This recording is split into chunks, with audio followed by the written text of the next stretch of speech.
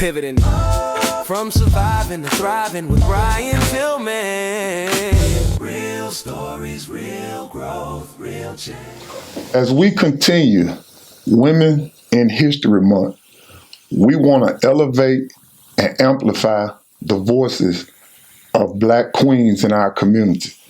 Today, we have the honor and the privilege of having Dr. Tamara Jordan here on the podcast with us. Dr. Jordan is running for the Shelby County School Board District 9 seat. And so we want to give her an opportunity to talk about how she's going to push the narrative forward concerning the well-being and the best interest of all the students that make up our Memphis and Shelby County school system. Dr. Jordan, welcome to the show. Thank you, Mr. Tillman. So let's talk about this school board District 9 seat. Let's talk about what it looks like when you win this seat, because we're naming and claiming victory. Now, yes. Let's talk about what that looks like and what your agenda is going to be and moving the district forward in a positive and a productive manner. Absolutely. So one of the first things I want to do is audit the program, the academic programs. I know a lot of time as educators, we sometimes have curricula that is not aligned to the state standards. So a lot of time that hinders our students when you look at those scores, those TCAP scores and other benchmarks that we have to meet. So that's one of the main things is, auditing curricula, right? I know my top priority is literacy. Literacy is big, right? Making sure that all elementary students have a solid foundation, a solid program that they can adhere to. So I hear you talk about literacy, and I hear you focusing on the education aspect of the students that make up this district. Yes. So what kind of expertise and credentials do you have in driving those agendas forward? That's a good question. So I've done everything from teacher to principalship. I can even start off with I used to teach elementary, right? So knowing how to teach students how to read was something that I was so grateful to do, so grateful to learn. So I know that is so important, especially when you're thinking about those first, second, third graders, right? When they have that solid foundation, they're going to excel. Any student that's struggling in reading or, can't read, they're going to struggle in all subject areas. Again, I was a teacher, also a dean, assistant principal, instructional coach, and school principal. Had the opportunity to help and lead 3 turnaround schools. So from a level 1 to a level 5. So again, that's there, right? So just knowing the system and knowing what it takes to get our students to the next level is what I do. So as a board member, right now, Memphis and Shelby County Schools is the big school district in the state of Tennessee with a $1.7 billion budget. Yeah. So with a budget like that and a lot of our kids in underserved, marginalized communities not reading at grade level, what would be some of the things that you would like to see as a board member implemented in order to eradicate that disparity in our community? Absolutely. Going back to ensuring that all elementary schools have a solid literacy program. That's important because if a student is not reading at their grade level, it starts with the basic, and the basic is elementary. So making sure that those elementary schools have that. And then for the students, that are not reading at grade level, we just have to meet them where they are, right? So that's tutoring, that's different type of programs, after school programs, interventions. So many different things and other things that we can do to make sure that we are meeting students where they are. And I agree. I agree 110%. But there's an element that we haven't touched upon. There has to be a collaboration, not an elimination, but a collaboration. I feel like we need to make parents aware that when a child needs extra support, it's not to say that the parent hasn't been doing what they need to do. It's just saying that the child needs a little extra attention. So what does the collaboration and the role of a parent need to be when we identify and assess a child that's not where they need to be? What can a parent do in collaboration with the educator and the powers that be that's in the child's life in order to get them where they need to be from an educational standpoint? That's a great question. Parents have to be involved. Statistics shows that when parents are on the same accord as an educator, most times the child will excel, right? So parents have to be involved. Parent-teacher conferences and teachers making sure that grades are going home, not just on report card day, right? Progress reports, teachers even coming to school making sure, not teachers, sorry, parents coming to school making sure that, students are where they need to be, right? Not just when they're being called, for a behavior, right? Always checking in. That's through, a car ride line or, just a phone call, So again, parents have to be on the same accord as the educator and vice versa. So in looking back, concerning the district, let's go back to when you were in school. Let's look at the kind of support, the compassion that the teachers had. Let's look at the village that surrounded the youth that were in schools in your era.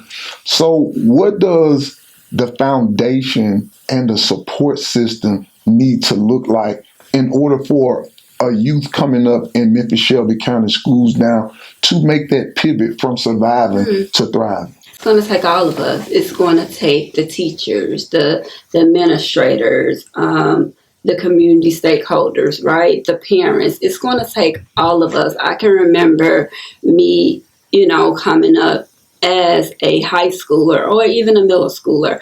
You had people in the neighborhood that would look at our report cards and give us money for our report cards. You just had everybody involved.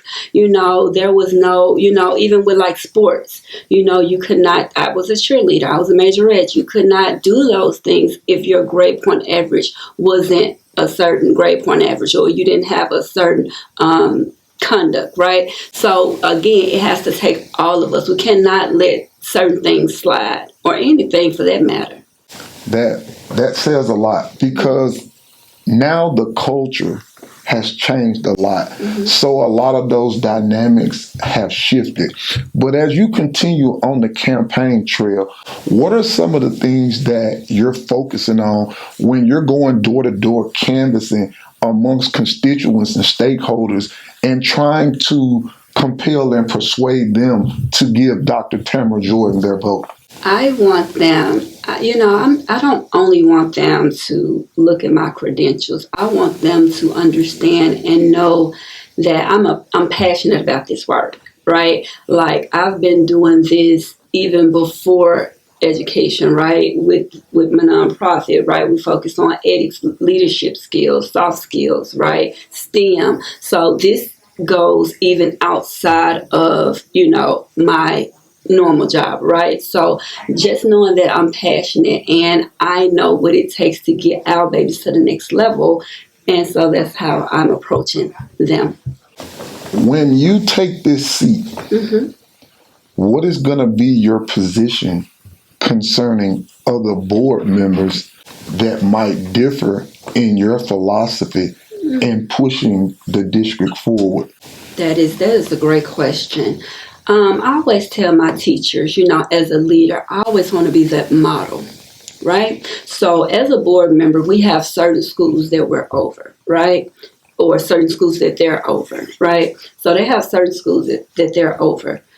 If I'm that model and it's working because it's going to work, there's no way you can say no because it hadn't been working in the past. So I like to be that model. Let me show you what I can do. Let me show you how my schools are going to excel, right? And then hopefully you'll be on the same accord. So again, like I just like to be the model. Let's talk about right now, the model that's currently in place. And we all know that right now, because of the fact that we're in jeopardy of a state takeover, that model isn't working. So what does the boundaries, the challenges, the obstacles that we're facing as a school district, what does that look like now? And what would you like to see it look like moving forward? This the thing, it's never a one size fit all, and I think that each school has to have their individual plan. I know that each school has to have their individual plan, and most likely they do, but I think they need to be specified in the plan, right? And I think that board members, again, it's not what, sometimes I think it's not what they're not doing, it's what they don't know. And a lot of times, and I don't know anybody's credentials on the board, but a lot of times it's what they don't know, and sometimes they can think they're doing something right, but if you've never been in the field, you could persuade me to do anything if you know and I don't. So I think, again, it's not a one size, or I know that it's not a one size fit all. They have to break everything down, and they have to make sure that each individual school have what they need, because most schools are different. You cannot say I'm going to do this one thing for all the schools, because they may need more social workers over here or more administrators over here. So again, it's not a one size fit all. So for an individual that wanted to meet you in person and wanted to assess who Dr. Tamara Jordan is, let's talk about some of the upcoming events and platforms that you'll be on, to where they can get a chance to see you up close and personal and have a conversation with you to engage, so that they can basically assess who you are and what that looks like for you being the person that sits on the board representing District 9. Absolutely. So this Saturday, we are having an Orange Mountain takeover where we'll be canvassing. If they want to come out and help with that and meet, or just meet, they can do that. Also Saturday, I will be at the homeless, the fine dining homeless event. I know you'll be there as well. Absolutely. Also Sunday, I'll be at the Ballad and Brews. I think that's what it's called, Ballad and Brews. So that's the weekend that I have set up. Yeah, so basically, those are some situations and some opportunities that if you want to further connect with Dr. Tamara Jordan, who's running for the school board, District 9, those are some wonderful opportunities for you to meet her, to collaborate with her, and you can even partner up with her and go door-to-door canvassing and making sure that the other entities and individuals in your community know who she is, what she stands for, and how she's going to make the school district a lot better once she takes over the seat in District 9. And in closing, what would you say to all of your constituents and voters concerning getting to the polls for early voting on April the 15th? April 15th through the 30th, I need your vote. I need your vote. We need a change, right? And on May 5th, elect Dr. Tamara Jordan to be your school board representative for District 9. There you have it. Straight from the heart of Hyde Park, North Memphis finest. She in the building, y'all. And in closing, we want to give you an opportunity to be able to support this movement of Hope Beyond Barriers. The t-shirt that I'm wearing has significance. It has a lot of meaning. Break chains, open doors, rise higher. The Hope Beyond Barriers t-shirt is more than apparel. It's a message of freedom, faith, and forward moving, featuring bold artwork of open doors, shattered chains, and a soaring dove beneath a guiding hand. This design represents strength through struggle and the power to overcome any obstacle. Every detail symbolizes transformation, open doors, new opportunities ahead, broken chains, freedom from any and all limitations, and the dove, which symbolizes peace, purpose, and renewal. And last of all, the light behind it all, hope that never fades. This isn't just a shirt, it's a declaration. You can wear the message and live the mission. Hope beyond barriers. The link will be listed below at the bottom of the screen. And also, Hope Beyond Barriers has a 3-tier membership that you also can subscribe to. You have a $10 membership a month, which makes you a Hope Sustainer. You have a $20 a month membership, which makes you a Hope Ally. And you have a $50 a month membership, which makes you a Hope Builder.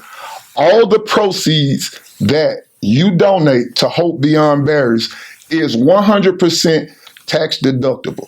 These funds will be used to eradicate hardships within underserved Black and brown communities.